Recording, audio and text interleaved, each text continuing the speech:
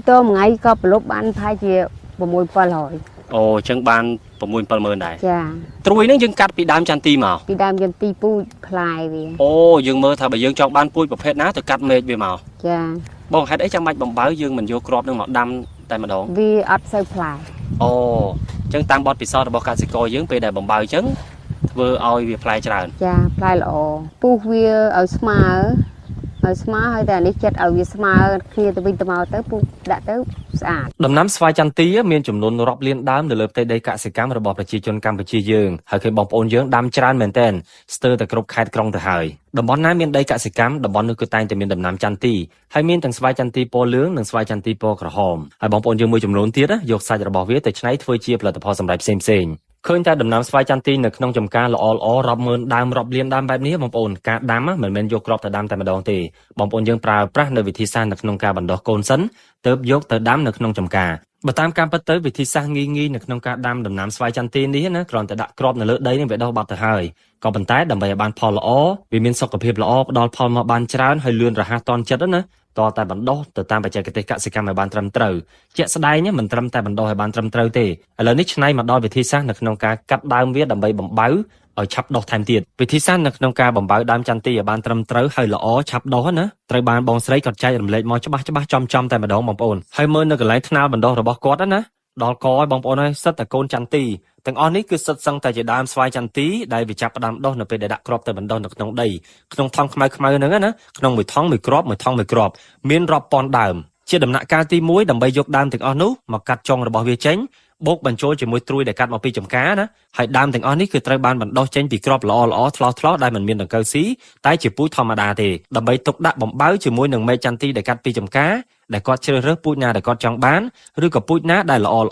ដែលផ្ដល់ផលបានលឿនផ្លែធំគ្រាប់ធំហើយអាយុកាលរបស់វារស់នៅបានយូរសកម្មភាពដែលគាត់កំពុងតែតមេចន្ទទីទៅនឹងដើមចន្ទទីនេះបងប្អូនគឺជាប្រភេទពូជ M23 ប្រវែងដែលកាត់មកឲ្យខ្លីសមល្មមហើយសិតសឹងតែជាមែកល្អពេលដែលកាត់វាមកហើយយកវាមកទុកឲ្យស្អាតកុំឲ្យត្រូវកម្ដៅថ្ងៃខ្លាំងពេកទុកដើម្បីកាត់តបំបៅជាមួយនឹងដើមដែលមានស្រាប់ណានេះបងប្អូនដើមចន្ទទីដែលបណ្ដុះរួចទាំងអស់នេះមានអាយុកាលចន្លោះពី15ទៅ30ថ្ងៃទេអាចយកមកកាត់វាដើម្បីបំបៅបានហើយកាត់វាចេញពាក់កណ្ដាលត្រួយនឹងទៅរួចហើយពុះវាពាក់កណ្ដាលមកចុះមកក្រោមអញ្ចឹងដូចដែលគាត់បានធ្វើអញ្ចឹងណាបងប្អូនដើម្បីដាក់ដោតបញ្ចូលនៅមែកដែលយើងបានសកវាប្រវែងដូចគ្នាហ្នឹងចិត្តវាឲ្យស្អាតដូចគ្នាមកសក់ចូលទៅរុំថងជាការស្រេចហើយការរុំថងបងប្អូនរុំធ្វើម៉េចឲ្យចិត្តនៅកន្លែងដែលយើងកាត់តវាហ្នឹងដើម្បីកុំឲ្យជ្រាបទឹកចូលព្រោះអីបើកាលណាជ្រាបទឹកចូលហើយកន្លែងដំណហ្នឹងធ្វើឲ្យវាខូចវាអត់ដោះទេគ្រាន់តែឃើញក៏ដឹងថាដោះដែរបងប្អូនហើយបើដើមកំពុងតែលូតលាស់ត្រូវបានកាត់ចេញពាក់កណ្ដាលទុកគល់ដែលកំពុងតែលូតលាស់ល្អហ្នឹងមកថែមជាមួយនឹងមែកដែលកំពុងតែលូតលាស់ល្អទៀត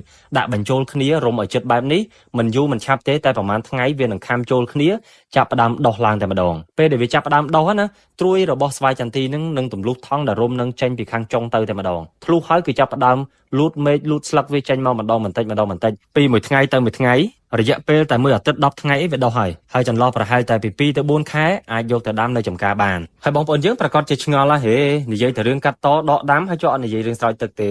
ពោលគឺទាមទារឲ្យយើងស្រោចទឹកឲ្យបានទៀងទាត់ជារៀងរាល់ថ្ងៃមួយថ្ងៃ2ដងព្រឹកម្ដងល្ងាចម្ដងទៅតាមកម្រិតនិងបរិមាណបត់បែនទៅតាមអាកាសធាតុជាក់ស្ដែងនៅក្នុងថ្នាលបណ្ដុះនេះបងប្អូនធ្វើជារៀងរាល់ថ្ងៃធ្វើរួចហ្នឹងក៏ចាប់ផ្ដើមដោះបណ្ដាចាប់ផ្ដើមលក់ទៅឲ្យម៉ួយដើម្បីយកទៅដាំនៅចំការហើយការកាត់បន្តបំបៅជារៀងរាល់ថ្ងៃនេះក៏ចាប់ផ្ដើមដាំបន្តកន្ទុយគ្នាបំបៅបន្តគ្នាផ្គត់ផ្គង់ជាកូនស្វាយចន្ទទីនេះទៅលើទីផ្សាររាប់ពាន់រាប់ម៉ឺនដើមនៅក្នុងមួយរដូវកាល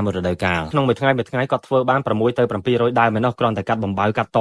ណាបងប្អូនញាប់ឆ្មាញ់មែនតើមើលតែដៃគាត់ទៅជំនាញណាកំបិតនេះត្រូវបានសំលៀងយ៉ាងមុតតែម្ដងដើម្បីកាត់ឆ្វិច